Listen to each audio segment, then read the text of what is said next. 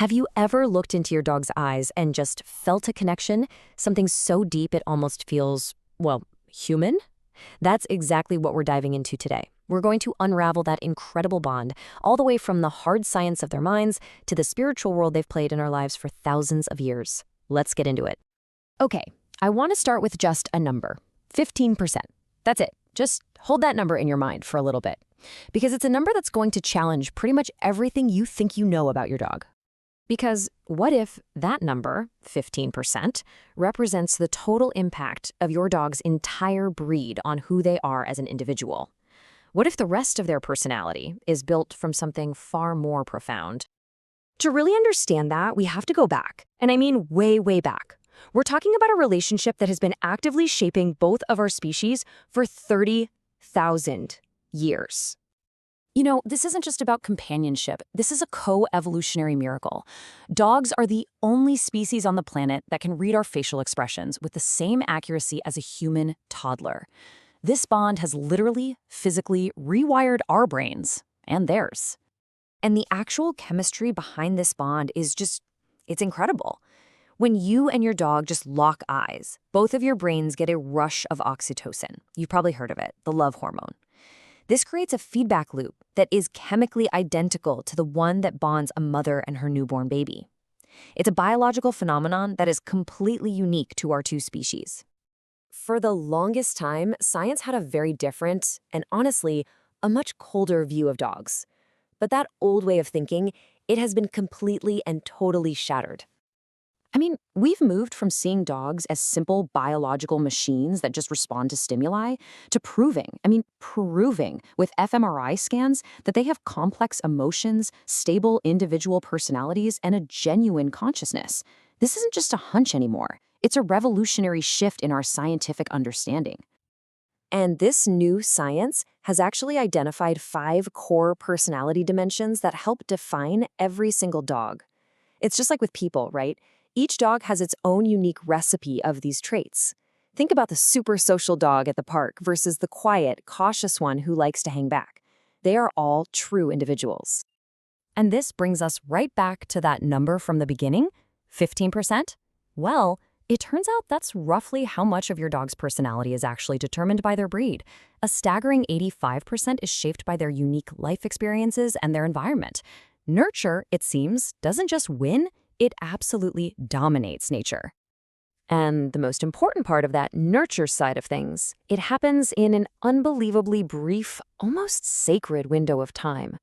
The experiences a puppy has between just 3 and 16 weeks of age will literally sculpt their brain and their personality for the rest of their life.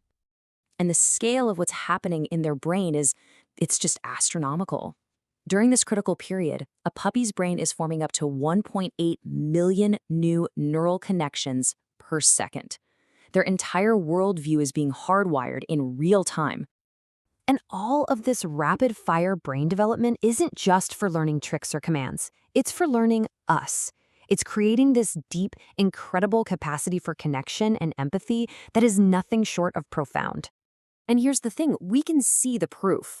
Scientists put dogs in an MRI scanner, and when they showed them pictures of their owners, one specific part of the brain lit up like a Christmas tree, the caudate nucleus. That's the brain's reward center. This means for a dog, simply seeing you is one of the best things that can possibly happen to them. Their cognitive abilities can be just astounding. We've seen dogs like Chaser, who learned over 1,000 words, and Rico, who could do something called fast mapping, which is the ability to learn a new word after hearing it just once, the same way a human toddler does. This proves their minds are capable of some seriously complex thought, way beyond basic instinct. This empathy can even take a chemical form. Using that incredible sense of smell, some dogs can detect the tiniest changes in our body chemistry, alerting us to life-threatening conditions like seizures or low blood sugar before we even know about them. This is a form of empathy so powerful it can literally save our lives. But this deep, empathetic bond isn't really a new discovery. It's something we felt for millennia. And that feeling has often taken a spiritual form, casting dogs not just as our companions, but as our guides. I mean, Just look at this pattern across completely separate civilizations, from the jackal-headed god Anubis in Egypt to the three-headed Cerberus in Greece to Zolot in Aztec culture.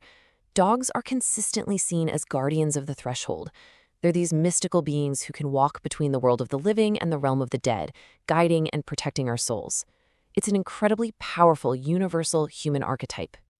And if they are our guides, maybe they are also our teachers. Many spiritual traditions search for what dogs seem to embody so naturally: a total immersion in the present moment, a capacity to love without any conditions or judgment, the ability to forgive instantly and completely, and a commitment to always being authentic.